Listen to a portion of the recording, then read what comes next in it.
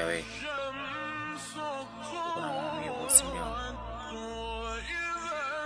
Niangalie baba. Kuna maumivu ya mapenzi, si ndio?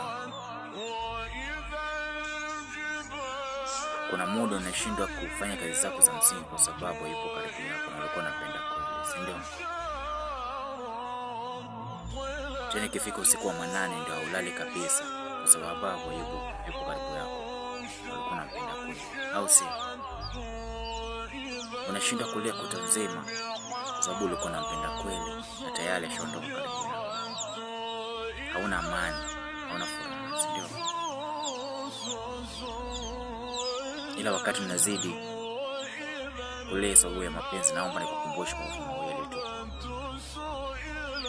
Ya kwanza, maumivu ya mamako aliyetangulia kaburini.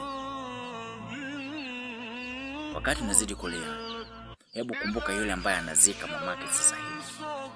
Na kwa sababu yeye ndiye alikuwa mtu wa karibu sana kwa mamake, inabidi yeye aanze kutia mchanga kaburini na wengine wafuate. Unaelewa? Sio mbaya mwanangu. Anachukua mchanga anaweka kwenye jeneza, huku watu wengine wamesimama pembeni wanasubiri tu amalize zoezi. Waendelee na mazishi.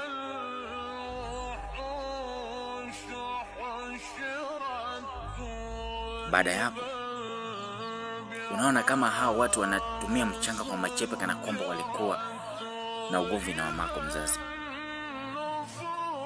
Hebu kumbuka hivi mwanangu. Maumivu ya pili. Kumbuka sasa yule mwenye anazika mtoto wake mwenye amemzaa. Mtoto wake wa kipekee alikuwa anamtegemea kwenye familia. Yule mtoto wake aliweza kumfunza mpaka shule ya upili. Kuanzia primary mpaka shule ya upili, hatimaye anakufa. Anazika moja kwa moja. Na hiyo sala zote plus machungu zote. Anahisiaje? Wewe naye uko hapo umekaa unalilia mtu mwenye ameenda kuanzisha maisha yake kwa furaha kwa mtu anayempenda. Tafakari hayo mwanangu, yanauma sana.